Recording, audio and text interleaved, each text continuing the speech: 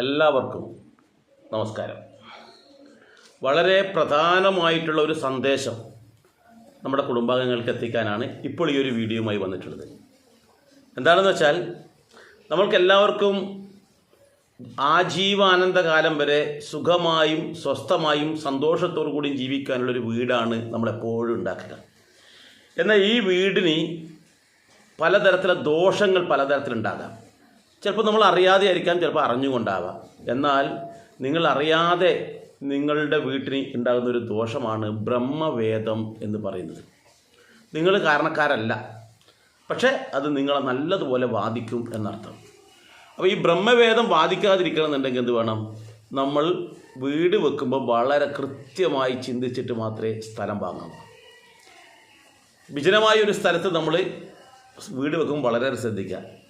Road സൗകര്യമുള്ളതോ അല്ലെങ്കിൽ തൊട്ട് നമ്മുടെ വീടിൻ്റെ നേരെ മുന്നിലായിട്ട് കൂടുതൽ ഒഴിഞ്ഞ് കിടക്കുന്ന പറമ്പുകളുണ്ടെങ്കിൽ അതും നമ്മൾ ശ്രദ്ധിക്കേണ്ടതാണ്. കാരണം നാളെ ആ പറമ്പിലാണ് നമ്മുടെ ബ്രഹ്മവേദത്തിൻ്റെ കാരണക്കാരായി എന്തെങ്കിലും വന്നു പോയാൽ തീർന്നു. എന്ന് വെച്ചാൽ നമ്മുടെ വീടിൻ്റെ നേരെ മുന്നിലായിട്ട് മറ്റൊരു നിർമ്മിതി വരുന്നു, വീട് പ്രശ്നമല്ല, മറ്റ് വ്യവസായശാലകളൊന്നും വിഷയമല്ല. പക്ഷേ അവിടെ എണ്ണ മില്ലുണ്ടല്ലോ, എണ്ണയാട്ടുന്ന ആ ഒരു ഇത്, അതിൻ്റെ ഫാക്ടറി, അത് ഉണ്ടായാൽ നമുക്ക് ദോഷമാണ്, ബ്രഹ്മവേദം ബാധിക്കുമെന്ന്.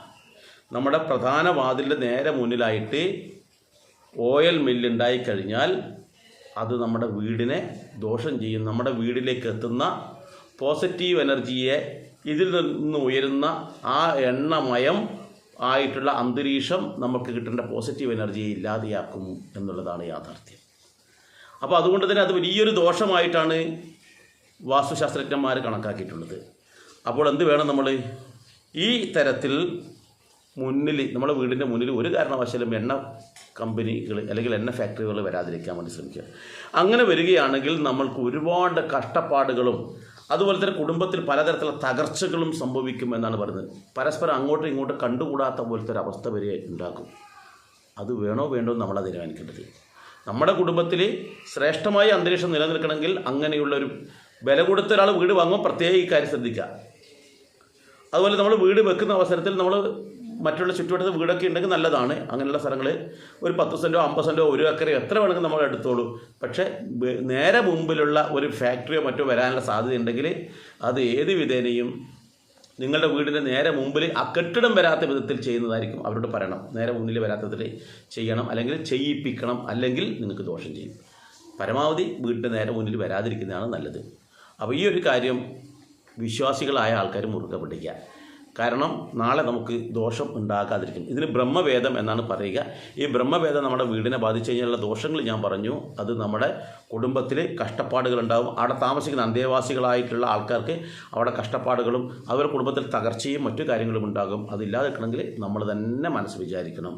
അതല്ലാതെ പിന്നീട് നമ്മൾ അതെല്ലാം വന്നതിന് ശേഷം, അല്ലെങ്കിൽ അതിൻ്റെ അവിടെയാണ് നമ്മൾ താമസിക്കുന്നത്, ഇനി പിന്നെ എന്താ ചെയ്യുക എന്ന് ദുഃഖിച്ചിട്ട് കാര്യമില്ല.